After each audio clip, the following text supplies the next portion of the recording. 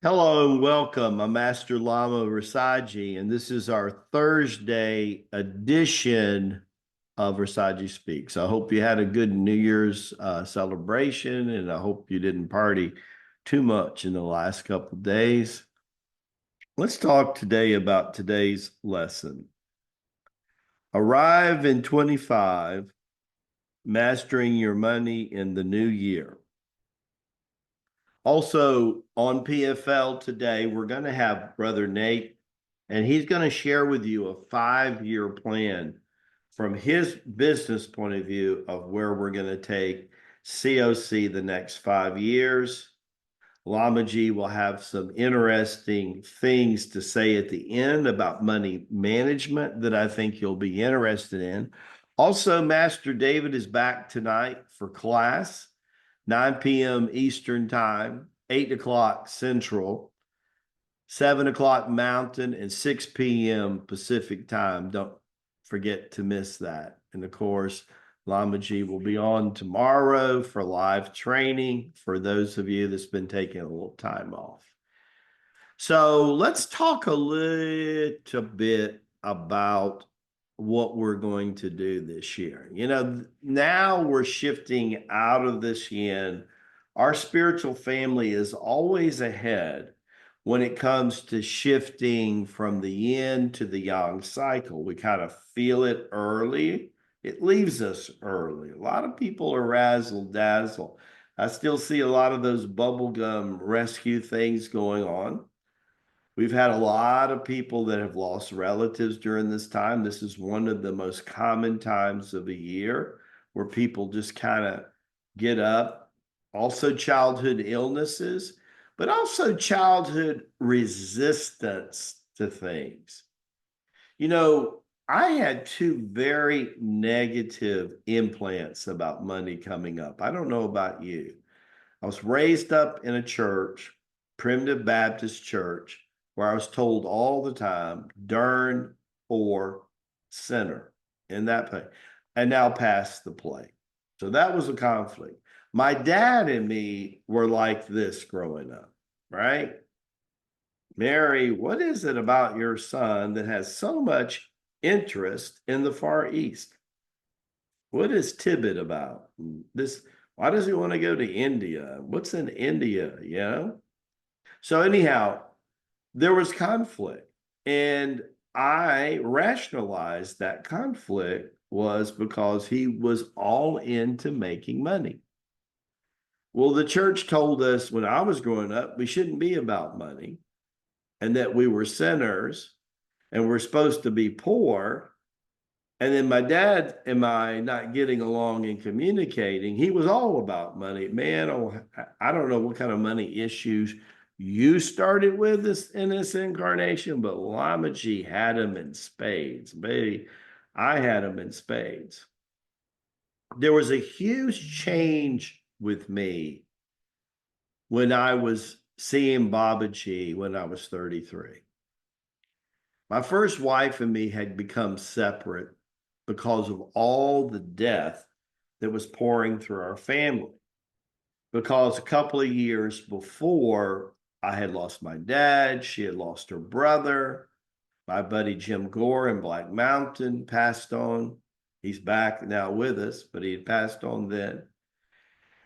And my good Filipino walking buddy that was a general in Marcus's army in the Philippines that were kind of hiding out befriended me, and I was helping them. And they all left in a 14-month period. And I knew about death urge, but she resisted and fought it and absorbed it like a sponge and then did projection on me with that. Well, between the death and her trying to destroy our relationship, I had enough death, right?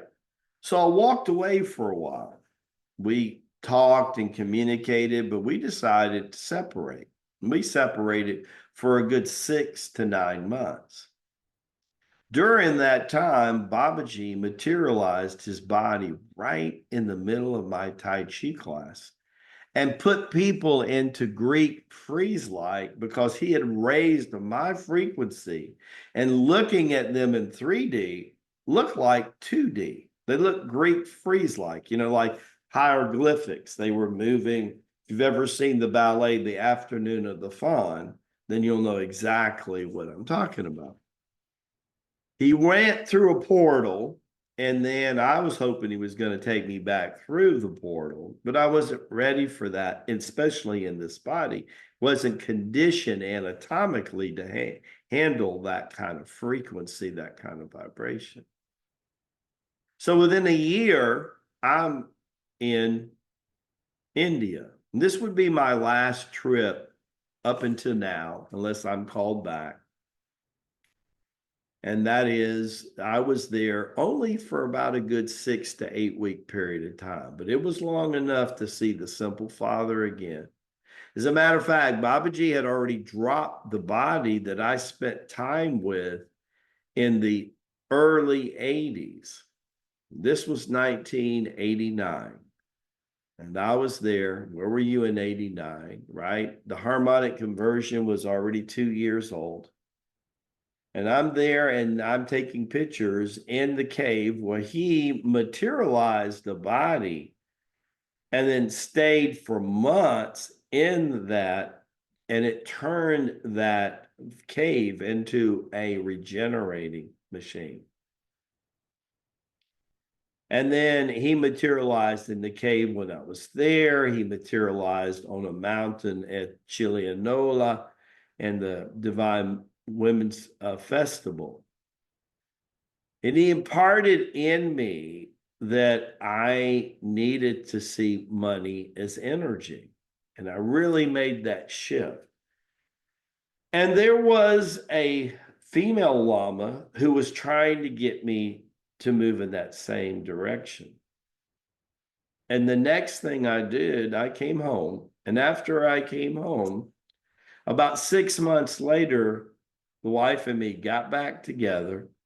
We decided to make amends, start again, like the Buddha said, which is the stage of enlightenment, went to marriage counseling, and moved forward.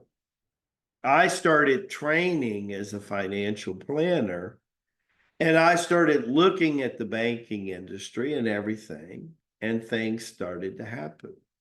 I took $5,000 and 33 years later turned it into $5 million. Now you think about that one.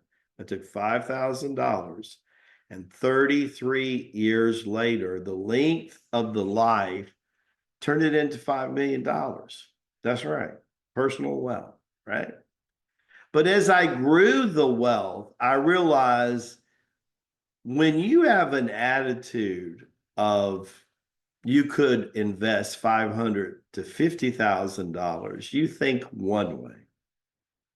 But if you are able to invest 50,000 to 500,000, you look at investing another way. But if you already have millions of dollars, money management becomes a really key. And the Enoch effect is huge. See, imagine that you have the bulk of your money and you want to maintain the principle of your wealth. And then you look for stable entities like T-bills and CDs and AAA bonds. You look at everything you possibly can to maintain that principle. And then when each time those mature, and some of them mature in 30 days, some of them mature 3 months, 6 months, a year, some longer, but they mature, most of them, in a 30 to 12-month period. When it comes time to renew that CD or that T-bill or that T-bond, you keep the principal there. You take half the interest, you roll over the interest, and then you let the other income passively field a nest account that's also incurring interest. And then you look for a higher rate of return with the interest. That's how you compound wealth. It's called the Enoch effect, and it's based on the science. So money management becomes like a really different tier. See, there's aggressive growth, there's moderate growth with early stages of management. But once you arrive, like we do in 25, now we have arrived. Then you start to say, I want it compounding. And that is an astute money management technique. And it's like taking a feng shui envelope to the other portion. And you could start by doing that. 5,000, 50,000. I started with $5,000. And what the feng shui envelopes taught me, what the female Lama from Tibet taught me, what Babaji taught me, especially Melchizedek, who's very involved, taught me, is something incredible, because it's more of an immortal vibration you're producing. It says that the law of plenty and abundance will be with you always. See, death and low rates of return and an unrooted tree in your investment all feed the same consciousness. It's called poverty, right?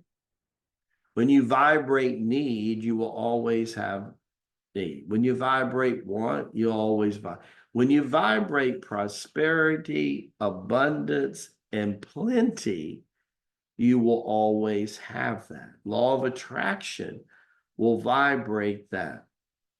Pay attention today when Brother Nate says what he is. I already gave you a synopsis of what I'm going to be talking about. And just in case I forget, you got it early because you're listening to Rasaji Speaks on a daily basis. Baraka Bashai, may the blessings be to you and to your glorious family.